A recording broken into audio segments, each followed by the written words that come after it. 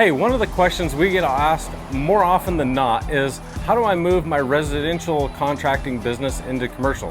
And it doesn't matter if you're a concrete contractor, an electrical contractor, or a flooring contractor, or maybe even, hey, a fence contractor. It's not that hard, but there are some things you need to know, and I'm gonna give you my 5 best tips if you wanna move your residential contracting business into the commercial world.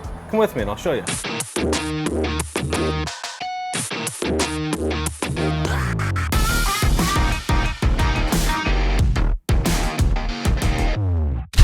The first thing you need to do is figure out how to find out about the projects. And there's a couple different type of projects that exist. One of the projects is going to be considered private and one's going to be considered public. So a private project is something that is not put out on any public forums for public consumption. So you're going to get an invite from a GC or the owner of the project to bid that project. Those are a lot tougher to find, but they can also be the more lucrative of the two. We're gonna be rich! The other type of project is what's considered a public project, and that's the projects that the schools put out and the state governments and the county governments and the cities all have to put out, and the requirements make them, after a certain dollar value, put those out for public bid so that they can receive competing bids. And those are the ones that most of you guys are thinking about with your Department of Transportations and school boards and different things of that nature. But where do you find those projects? So there's numerous websites like Construct Connect, which go out and read all the newspaper articles and basically scour the internet looking for projects that are out for public bid. These services cost money. Almost all of them will cost you money. They can aggregate those projects and then they sell you access to those plans, which are all available online, making it a little bit easier for you to find the ones in your particular area. So you can buy a certain area.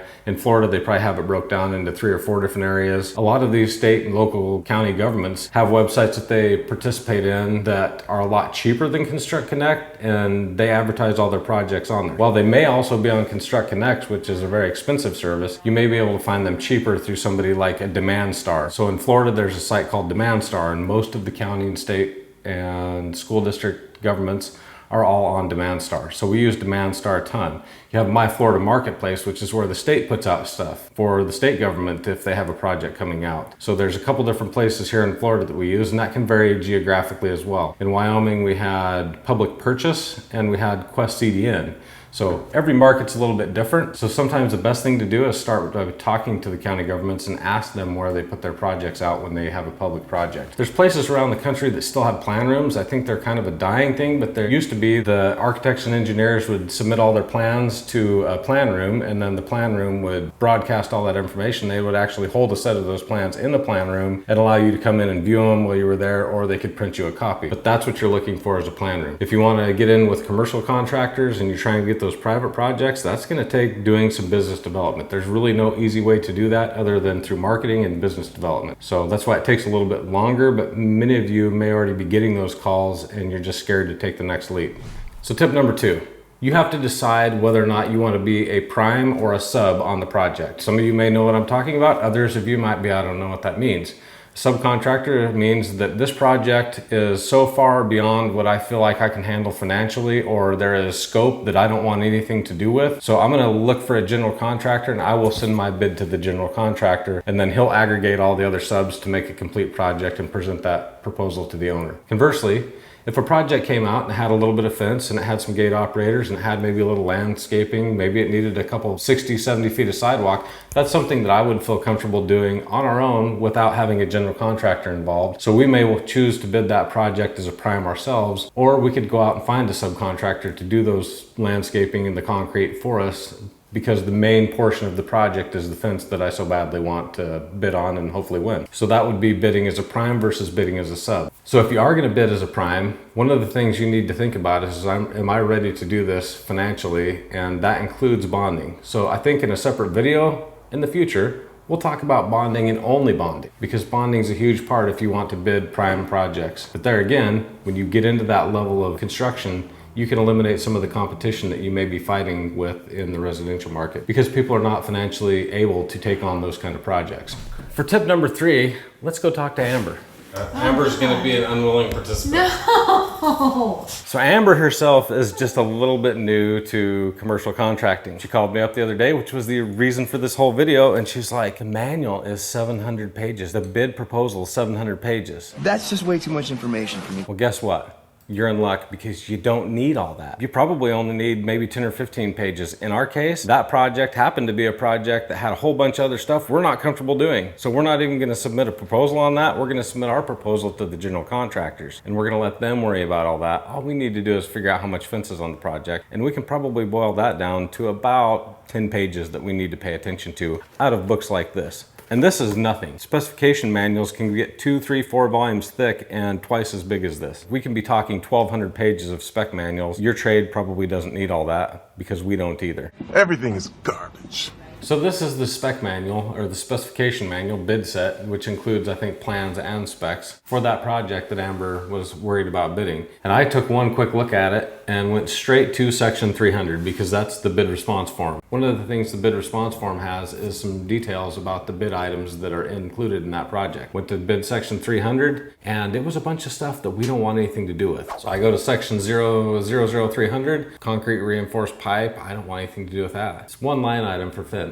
So this is a project that she was worried about maybe we had to bid and get a bond for, but we're just not qualified to do any of this stuff. So we'll submit our bid and we'll weed out all the rest of that stuff. Hintful fact, you can search the plan and spec manual for exactly what you want when you have Adobe. That's a bonus tip right in the middle. It's like bonus nuggies. You know, I got bonus nuggies the other day. You're probably wondering, now what are bonus nuggies? Now bonus nuggies are when you go to McDonald's and you get the 10 piece and you open it up and there's 12.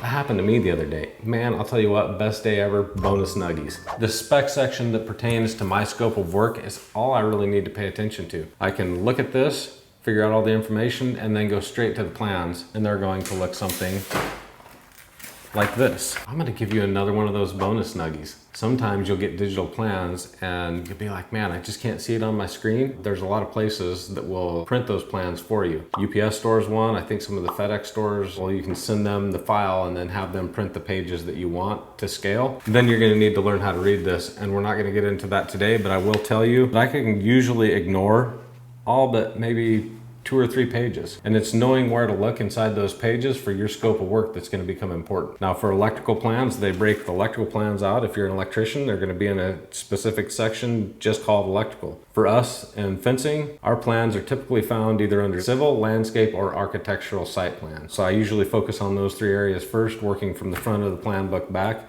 And all those other mechanical plans and stuff that are thousands of sheets, I'll just ignore all those. Unless there's something directing me inside the building for some interior fencing, I'm not gonna look at those at all. And that's where I make sure and specify exactly what my bid contains. So if there is any gotchas inside the building, we're covered because I said this is what we're bidding. That's kind of like another bonus nuggie. I give and I give and I give.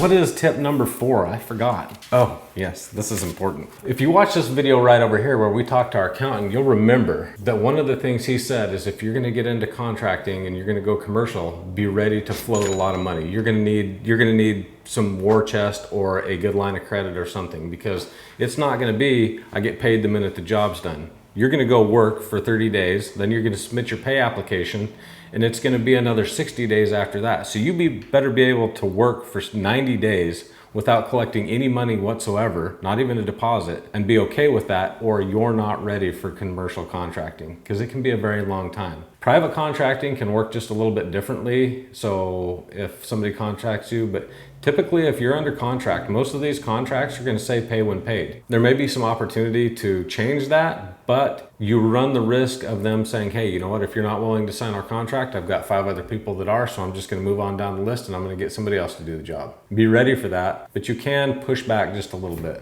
A lot of people aren't ready for the financial impact that commercial contracting can be, because it does eat up a ton of cash and take forever to get paid. Tip number 5, that's 5. For you people that don't speak Spanish like me. I'm very good at languages, at least up to 10. You know I don't speak Spanish. In English, please. Anyhow, tip number 5 is prepare for the worst. A lot of times we see projects and we see the numbers and we're like, wow, this is gonna be a huge project. It's the biggest project I've ever bid. I gotta cut it down to the bone and I've gotta be as cheap as I can possibly be. And you cut it to the bone and then you landed that big project. Sometimes it takes a lot more cash than you're planning for, but not everything goes to plan. We don't want to look at projects with rose-colored glasses and think they're all going to be great. In fact, I tell everybody to do the exact opposite. Every project sucks. It's up to you when you're bidding the project to figure out how bad it's going to suck and price that in. It's no different than the stock market and buying options. It's a lot like that. We know that the chances of winning on this are pretty slim, and if we screw this up even a little bit, that slim profit that we thought we were going to make evaporates, and then we start going negative. I am never going to financially recover from this. So plan for the worst and hope for the best. Every way possible, it can and will suck. It could be your general contractor. You didn't read the contract close enough and he has the ability to bring you in there 12 different times and now you have to remobilize 12 times. I'm telling you, I don't care what your trade is, anything that can go wrong probably will, and things that you have not even thought of will ruin your day and reduce your chance for profit. So price all that in. This is not a time to try and be the cheapest with those rose-colored glasses thinking everything's going to go perfectly. It's probably not. So bonus tip number 6 is, because all of these have contracts, find somebody that's qualified to read your contracts and make sure that you're covered both legally for the things that might get you and also insurance-wise. A lot of people go from residential to commercial thinking that my insurance is fine, not realizing that they may have to get a whole bunch more coverage just to even qualify to bid these projects. They might want a special rider on your insurance that you don't have, and that rider can cost you another $25,000. We've had several of those, and we're always very careful. Every single contract that our company gets goes straight to our insurance company, and we say, okay, are we good on this one before we sign it, or is there something we need to worry about? And there's been times when we've had to get some riders and they get very expensive. We've had some riders that are over $100,000. We've had people that say, hey, your $5 million policy is not good enough. You need to have a $10 million policy to work with us. And that's where before we sign those contracts, we can work that out. Once you sign that contract, we're done. A couple of gotchas legally, since we've talked about the insurance. If there's a dispute, how is that dispute resolved? Where is that dispute resolved? You might be in Florida, but the contractor coming in is coming from Wisconsin, and he might write in there that all disputes have to be settled in Wisconsin. So now all of a sudden you're driving all the way to Wisconsin to settle a dispute that's his problem. Just make sure that you work with a good attorney to review these contracts and make sure you're covered. Smart man listens to his lawyer. I hope you've enjoyed this and you got something out of it. If you're interested in some of my best QuickBooks tips for contractors, check out this video over here. And if you just want to binge on some of our latest content, check out this video right over here. I'm Mark with Successful Contractor, and I hope you have a good dang day.